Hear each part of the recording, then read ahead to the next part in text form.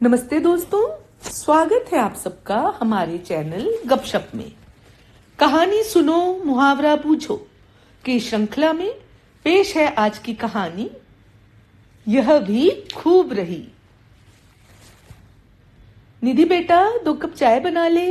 नाश्ता करने के बाद आरती ने बेटी से कहा, अरे मम्मी आज इतवार है, मुझे अपने दोस्तों के साथ शॉपिंग के लिए जाना है, फिर लंच करने के बाद ही मैं शाम को घर वापस आऊंगी। अब आप अपनी चाय बनाकर खुद ही पी लो। इतना कहकर निधि तैयार होने के लिए अपने कमरे में चली गई और आरती अपनी चाय बनाने लगी। आरती सोचने लगी कि उनकी बेटी निधि काफी होशियार और समझदार है, अच्छे पद पर नौकरी कर रही है। सोमवार से शुक्रवार तक तो वो अपनी नौकरी में ही व्यस्त रहती है। सिर्फ शनिवार और रविवार ही तो मिलता है उसे थोड़ा बहुत घूमने फिरने और सुस्ताने के लिए। आरती ने अपने मन को समझाया।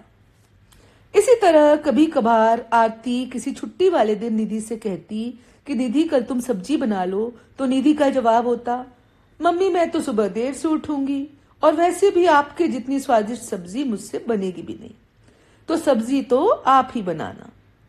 मैं तो बना ही लूंगी निधि, पर मैं चाहती हूँ कि रसोई में तुम्हारा भी हाथ चले, तुम खाना बनाने में थोड़ी अभ्यस्त हो जाओ। अरे मम्मी मुझे कौन सा खुद खाना बनाना है, मैं तो कुक ही रखूंगी। फिर भी निधि तुम्हें भी रसोई के काम का थोड़ा अनुभव होना चाहिए, इससे तुम्हें जीवन भर आसानी होगी। मम्मी प्लीज अब आप मुझे लेक्चर मत दो, वैसे भी अब मुझे नींद आ रही है। Okay good night. इस तरह के संवाद अक्सर माँ बेटी के बीच होते रहते थे, पर आरती की लाख कोशिशों के बावजूद भी निधि ने कभी रसोई के काम में कोई दिलचस्पी नहीं ली, तो हार कर उन्होंने भी उसे इस बारे में कुछ भी कहना छोड़ दिया। आखिर वह दिन भी आया जिसका हर माँ बाप को बेसब्री से इंतजार होता है। निधि की शादी एक शांत और समझदार लड़के वैभव से हो गई। शादी को 2 महीने बीत चुके थे और आरती और उनके पति राकेश कब से बेटी दामाद को घर आने के लिए कह रहे थे। आखिर उनके बच्चों ने घर आने के लिए 1 हफ्ते का वक्त निकाल ही लिया। बच्चों के आने के बाद अगले ही दिन आरती ने नाश्ते में गोभी के पराठे बनाए, तो वैभव ने बड़े ही चाव से खाए और निधि से बोला, तुम्हारी मम्मी के हाथ के पराठे तो बहुत लाजवाब हैं, तुम भी इनसे बनाना सीख लो। वैभव तुम ही सीख लो ना, मुझसे यह सब नहीं होता, निधि ने चुहल करते हुए कहा। 1-2 दिन बाद खाना खाते हुए वैभव आरती से बोला, मम्मी जी कितनी स्वादिष्ट सब्जी बनाती हैं आप। एक दिन हमारी कुक छुट्टी पर थी, तो निधि ने सब्जी बनाकर ही दी थी टिफिन में। उस कच्ची पक्की सब्जी में नमक भी ज्यादा हो गया था, इसे भी ट्रेनिंग दीजिए ना थोड़ी सी। तो तुम खुद ही बना लेते वैभव, अगर तुम्हें मेरे हाथ की बनी हुई सब्जी स्वाद नहीं लगती। एक तो मैंने सुबह उठकर सब्जी भी तैयार की, पर मैंने भी रसोई में तुम्हारी पूरी मदद की थी निधि। तभी आरती ने कहा, अरे छोड़ो भी, धीरे धीरे सब आ जाएगा, अभी तो आप लोग खाने पर ध्यान दो। ऐसा करना, कल तुम दोनों मेरे साथ खड़े होकर अपनी पसंद की 1-2 चीजें बनाना सीख लेना।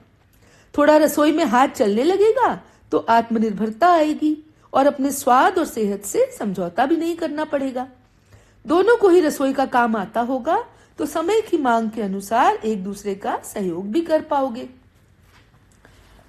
अगले दिन आरती ने हलवा बनाया, तो वैभव बोला, मम्मी जी हलवा बहुत स्वाद बना है, मैं तो 2 कटोरी खाऊंगा।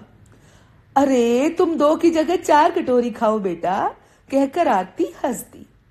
थोड़ी देर बाद निधि आरती के पास आकर बोली, मम्मी कम से कम आप मुझे ढंग से हलवा बनाना तो सिखा देती।